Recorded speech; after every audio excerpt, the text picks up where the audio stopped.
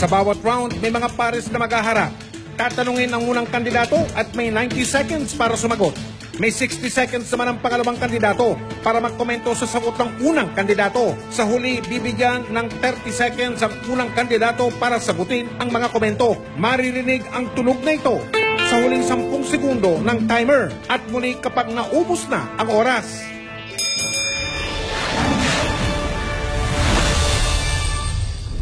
Simulan na natin ang round 1. Ang ating tatalakayin ang track record at performance ng mga kandidato, pati na ang mga isyong kanilang kinakaharap. Alphabetical po ang tapatan ng mga kandidato natin sa round 1 na ito. Kaya ang unang pong maghaharap ay sina Vice Presidente Jejomar Binay at Senadora Miriam Defensor Santiago. Mr. Vice President, ito po ang tanong. Meron po kayong 90 seconds, Mr. Vice President. Sa panayam, kung inyo natatandaan sa DCWB, pinaliwanag yung karamihan sa inyong mga real estate na mga pagmamay-ari ay minana ninyo mula sa inyong ina at sa pagulang. Pero sa inyong SALN, 2 lang sa 13 real estate properties ang inilista ninyo bilang inheritance o mana. Paglilinaw ng inyong kampo, Mr. Vice President, maaaring tinatawag na land area ang pinagbasihan ninyo sa inyong sagot at hindi po ang bilang. Pero ang hindi pa rin nasasagot, kung hindi po minana, 10 nang galing ang iba po ninyong 11 ari-arian at paano po lumago ang inyong yaman sa loob ng mahigit 3 dekada bilang isang opisyal ng gobyerno. Mr. Vice President, meron po kayong 90 seconds. Alam mo, Mike, 3 dekada, ang haba ng panahon na yan. Pero hindi ko natatandaan na sinabi ko na yung aking mga lupa puros mana. Yung iba naman doon, nabili namin. At may kakayahan naman kaming makabili. Hindi naman, porking kami ko ay nasa pamahalaan, wala na ako kaming magagawa para makabili ng mga pag-aari. Hindi po totoo na ako ko maraming lupa. Ito ko either naman ako o ito ko ay nabili ko. At hindi lang ko sa nanay ko yun, pati po sa tatay ko. Okay, salamat po, Mr. Vice President. Senadora Miriam, ano naman po ang reaksyon? Bilang isang opisyal ng gobyerno na mahaba rin nanungkulan, Madam Senator, sa tingin ninyo ba ay tinatawag na matter of public interest ang yaman at ari-arian ng isang opisyal ng gobyerno? May SALN, di ba, Senadora? Yeah, that's no longer a matter for debate because it has already been embodied in a law. It's no longer a bill, it's a law.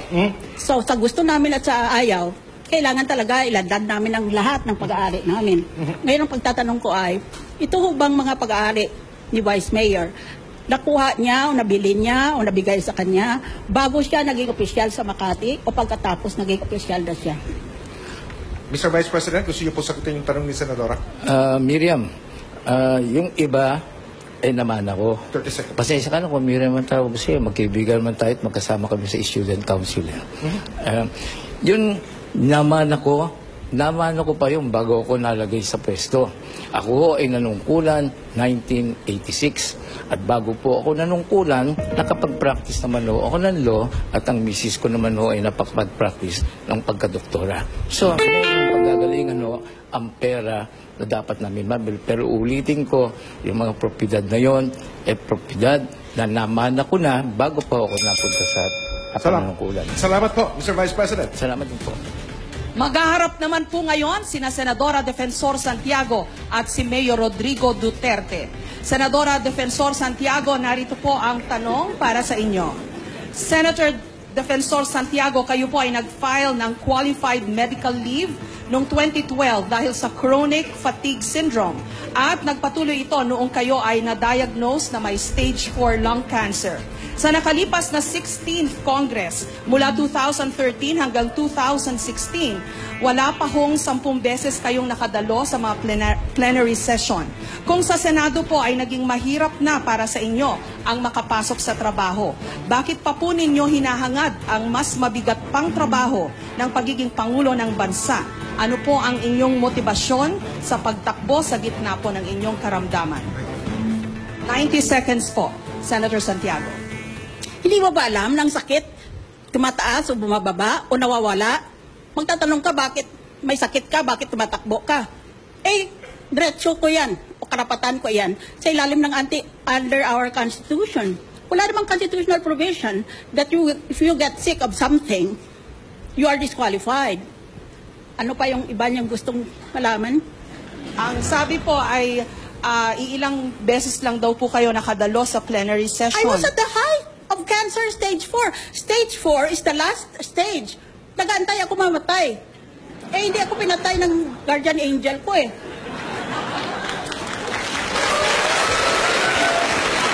Paano raw po yan? Mas mabigat daw pong trabaho ang pagiging pangulo sa ating bansa. Mabigat na mabigat. Pero kung tuusin mo, ang senador halos kapantay lang o sobra pa ang trabaho. Kung ginagawa niya ang tama niyang trabaho, nang sa trabaho ng presidente. Kasi kung minsan nilalabanan niya ang lahat ng senador laban sa kanya. Hindi kamukha ng presidente na lahat sa paligid niya nag-aaliluya sa kanya. Maraming salamat po, Senadora Defensor Santiago. Mayor Duterte, ano po ang masasabi ninyo sa I will pahayag not ng go into Senadora? an argument You have 60 seconds. or debate with Ma'am Miriam. She's telling you the truth, and truth is very important. I do not see Senator Santiago passing away within the next 20 years. So what's the problem?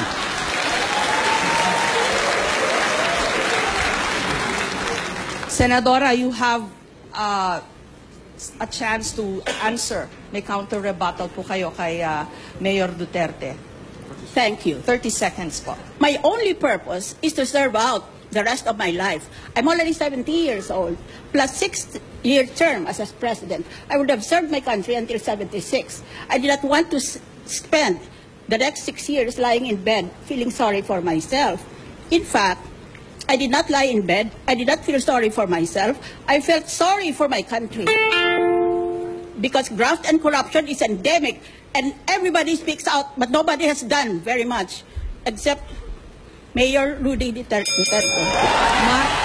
Maraming salamat po, Senadora Defensor Santiago.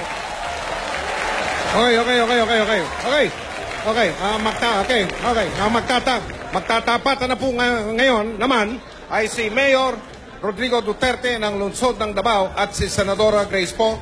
Mayor Duterte, ito po ang tanong para po sa inyo. Unang tanong, sa inyong talumpati noong Nobyembre, 22 beses po kayo nagmura, Mayor. Minsan nyo na rin inaming naharap kayo sa reklamong acts of lasciviousness sa tweet.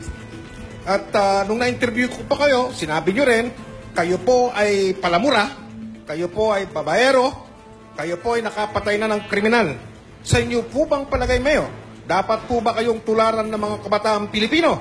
At ito ba sa tingin ninyo ang kaugalian na kailangan ng isang mamumuno po ng Pilipinas? Mayor, meron po kayong 90 seconds, sir. Yes, most of it are true. Most of it are true. Criminals, well, I go after them. As long as I do it in accordance with the rules of law, I will continue to kill criminals. And the President will order the killing as long as it is, I said, the exercise of performance of duty in accordance with law. I will use the military and the police to go after criminality and drugs. It's flooding the country. Hindi ako papayag ng ganun. Totoo yun. Well, I do not deny anything. Sa pangalawang bahagi po nung tanong, sa palagay nyo ba dapat kayong tularan ng mga kabataang Pilipino? No, Bilang isang not leader, saying- Yes. Mayor? No. Extrajudicial killing? Of course not. Never happened. But killings, yes. Okay. If I become president, it would be bloody. Opo. Because we'll order the killing of all criminals, Opo. ang mga durugista at drug lords. Yung inyong kasong acts of lasciviousness sa mga kababaihan, Mayor. Wala akong kaso na ganun. Girlfriend. I do not know who invented it, but I okay. said, meron lang akong inakbayan noon. Okay. Ang nanay ko ang nagalit. Nagalit mo na. Okay, isa pa, Kasi- Mayor, sabi niyo may mga girlfriend kayo. Dapat Totoo. bang tularan yan ng mga kabataan? Well, kung hiwalay ka sa asawa, doon gawin mo sarili mo. Anong... anong gawin ko itong karga-karga ko? Hindi ko naman ipagbili ito. Hindi mo masangla gamitin mo dapat. Hindi, mamatay ka. Salamat po, Mayor. Salamat. Malinaw. Senadora Grace po, bilang isang babae at kandidato sa pagkapresidente, dalawa lang pa po kayo ni Senadora Miriam. Ano po ang pananaw ninyo sa ganyang estilo na yan ni Mayor Duterte?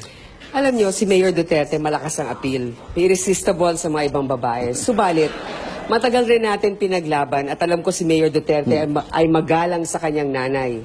Kaya, kahit na papano, sa tingin ko, kung ikaw ay malakas ang dating sa mga babae, konting pigil sapagkat, syempre, malay mo, yung mga lumalapit sa'yo, may asawa o kaya may boyfriend o kung ano paman, sa mata ng bata, ang mali ay nagiging tama kung ginagawa ng matanda. At least alam natin si Mayor Duterte, minsan sinasabi naman niya, yung mga hindi niya na nararapat na nagawa noon.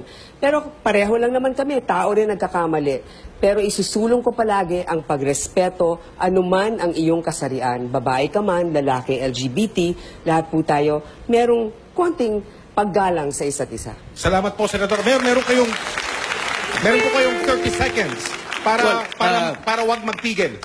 Sige po. Lahat naman ito sa kwarto yan. Hindi mo naman ginagawa so what's the problem?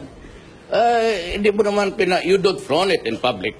And I said, if you have to do it, I said, I'm separated from my wife.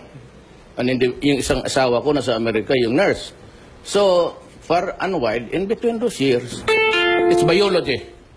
Actually, it is biology. Salamat po, Mayor. Magkakaharap po naman ngayon ni Senator Poe, si dating DILG Secretary Mar Rojas. Senadora Poe, narito po ang inyong tanong. Sa lahat ng mga kandidato sa entablado ngayon, kayo po ang may pinakamanipis na resume pagdating sa government service. 2 taon bilang MTRCB chairperson at nangangalahati pa lang po kayo sa inyong termino bilang senador. Sa tingin nyo ba ay may napatunayan na kayo sa larangan ng serbisyo publiko para maging Pangulo ng ating Republika? Jessica, alam mo, talagang hindi ko pinagkakaila sa lahat sa kanila. Ako ang pinakabago rito. Pero sa ating mga kabataan, alam ninyo ang kanta ng Glock 9. Kayong mga nakaupo, subukan nyo naman tumayo para maramdaman nyo ang aming kilagayan, ang kinalalagyan ko. Sa tingin ko, sa lahat sa kanila, ako nga may pinakamaikli na karanasan, pero nakikita ko bilang isang nanay kung anong pangangailangan ng isang pamilya. Sa aking maikling karanasan sa gobyerno, ako po ay nakapaghawak ng isang executive position na may management requirement at mismo na rin si Senator Miriam ang nagsabi na ang Senado ay pwede talagang mas mahirap pa na trabaho kung talagang ginagawa mong iyong trabaho. Ako po ay nabigyan ng pribileyo na makadebate si Senator Miriam, kaya nga napasa namin sa Senado ang Freedom of Information. Yung mga batas na aming itinulak ay pagkain para sa mga bata, yung mga batas o yung mga budget pala na aming tinulak, pagkain para sa mga bata, para sa mga magsasaka, higit sa lahat, pag-iimbestiga na walang kinikilingan, kaibigan man o kaaway. So para sa akin, ang aking karanasan bilang isang teacher, bagamat minamaliit ng iba, hindi po tayo makakarating sa puntong ito kung hindi dahil sa isang guro na nagmalasakit at nagturo sa atin kung anong tama at mali at kung anong naaayon para sa ating mga paksa. Kaya po sa ating mga kababayan, pare-pareho lang naman ang problema ng Pilipinas Pare-pareho nandyan. Wala pong proof na pag matagal ka na sa pwesto, mas magaling ka. Secretary Rojas, ano po ang reaksyon nyo sa sinabi ni Senator Poe? It should be recalled that you once asked her to be your running mate or your vice presidential candidate. Tama ka dyan, Jessica. No? Inanyayahan natin si Senadora Poe na sumama dahil nga sa pagkilala na tulad ng sinabi ninyo ay manipis yung kanyang karanasan sa pamumuno. At siguro ipagpaumanhin ng aking kaibigan si Senadora Grace Poe na ang pagiging Pangulo ay hindi OJT. Kinabukasan, buhay, kaunlaran ng 100 milyong Pilipino ang nakasalalay dito. Kaya may tamang panahon para sa lahat. At para sa akin, yung karanasan ay isa sa pinakamahalagang katangian para sa pagiging Pangulo. Paano mo malalaman kung binubola ka o hindi? Paano mo pipiliin kung anong rekomendasyon ng dalawang magkaibang rekomendasyon ng mga cabinet secretary ang iyong pagdidesisyonan? Ito yung mga malalaking desisyon na kailanganin gawin ng susunod na Pangulo at mahalaga yung tamang karanasan, malinis na karanasan para dyan. Senadora Poe, ang inyo pong counter-rebuttal. Meron po kayong 30 seconds. Jessica, Mike, alam ko naman kung binobola ako o hindi. Kahit na maikli ang aking panunungkulan sa gobyerno. Unang-una, Tama, si Secretary Mar, nakatatlong administrasyon na siya dyan. Nabigyan na ng ilang mga responsibilidad sa gobyerno. Pasensya na rin po. Pero marami rin akong inimbestigahan katulad ng DILG at dun sa DOTC sa MRT. At sa tingin ko naman, hindi mo kailangan ng napakahabang karanasan para malaman na kulang ang tulong ng gobyerno sa transportasyon sa ating bayan at kulang ang tulong ng mga gobyerno para magkaroon tayo ng kapanatagan. Maraming salamat po, Senadora Po. At ngayon naman, ang one-on-one po nina dating Secretary Mar Rojas at Vice Presidente Jojo Barbinay. Secretary Rojas, ang tanong para sa inyo. Sa inyong mga panayam, ipinagmamalaki ninyo ang mga nagawa ng daang matuwid. Katulad ng pagpapatayo ng mga silid-aralan o mga classrooms, ang programa ng DepEd, ang Pangtawid Pamilya Pilipino Program na pinamumunuan ng DSWD. Pero sa inyo namang panunungkulan bilang Secretary ng DOTC at DILG, iniuugnay at nangyari daw ang mga kapalpakan sa pangangasiwa ng MRT at sa mga umano'y mabagal na pagkilos bilang hepe ng DILG tulad nung tumama ang superbagyong Yolanda. Base sa inyong track record sa DOTC at DILG, paano po nyo patutunayang kayo ay may kakayahan maging isang epektibong presidente ng Pilipinas? Meron po kayong 90 seconds, Mr. Secretary. Salamat, Mike. Simulan natin sa DOTC. Nung ako po'y nasa DOTC, mahigit 100 kontrata sa halagang humigit kumulang 100 bilyon ang napabid namin na walang anomalya, walang alingaw-ngaw, walang kontrobersiya. Yan, nangyari lahat yan. Ports, airports, ibang mga infrastruktura na nangyayari at ginawa hanggang sa ngayon. Pangalawa, sa MRT, bakit ko tinanggihan ang proposal ng pribadong sektor na magpatuloy ang kanilang kontrata sa MRT? Dahil gusto nilang pahabain ito ng 15 dagdag na taon itong maanumalyang kontrata na ngayon ay ngayon ang sanhi ng problema natin. Plus, dadagdagan pa nila yung singil sa ating mga pasahero. Kaya tinanggihan ko yan. Diyan nagsimula yung ating paghahanap ng makabagong paraan para magkaroon tayo ng mga tren. Ang mga tren ay naandyan na, parating na, at ngayon ay sa susunod na mga buwan ay mapapakinabangan na ng ating mga kababayan. Pagdating naman sa DILG, ang Yolanda ang pinakamalakas na bagyo sa kasaysayan ng mundo. Ang buong gobyerno ay naandun. Nandun ako bago, habang at pagkatapos ng bagyo. Hindi ako bumitiw hanggang nag-stabilize ang sitwasyon at hindi ako tulad ng iba na dumating, nag-helicopter, nagturista, umalis at marami na ngayong sinasabi. Maraming salamat po, Secretary. Babalikan po natin si Vice President Binay. Mr. Vice President, sangayon ba kayo sa sinabi ni Secretary? Matagal kayo naging miyembro ng gabinete, kasama niyo siya. Sige po, Mr. Vice President. Alam po ninyo, hindi ho mangyayari kung ako ho ang napalagay doon sa pwesto ni Secretary Rojas. Yung bang analysis paralysis, ako ho is a decisive and effective leader. Hindi ako paulit-ulit, walang dinidesisyonan. Yung PPP, iisa pa lang o dadalawa pa lang. Kailangan ho natin yung PPP ngayon para magkaroon tayong pagbabago sa ating mga infrastructure needs. Kung ako ang pinatutungkulan ni Secretary Rojas doon sa pagkaka-helicopter, yung helicopter, marami kong nakita. Siya, nasan ho siya? Pagkatapos nung lumindon at mangyari yung lahat yun sa Leyte, nawala na siya. Kaya naman, grabe ang galit sa kanya ng mga taga-Leyte dahil sa kapalpakan niya sa paghawak sa problema ng Yolanda. Secretary Rojas, meron po kayong 30 seconds pa ho. Sige po. Andun po ako 16 na araw. Hindi ko binitiwan, hindi ko kinalimutan at hindi ko finoto-op o pinulitika ang ating mga kababayan. Nandun ako simula bago pa dumating ang Yolanda at ginawa ko ang lahat. Matitingnan kita, Mike, at kahit sino sa ating bansa, mata sa mata, at sabihin, lahat ng maaaring magawa sa kapanahunan yun ay nagawa. Maraming salamat po, Mr. Secretary. Yan po, nagtatapos ang round 1 pa lang po ito. Mas mainit sa round 2 dahil ang susunod nating tatalakayin, mga kapuso, ay ang kahirapan at ang pagpapabuti sa buhay ng mga Pilipino. Kilatisin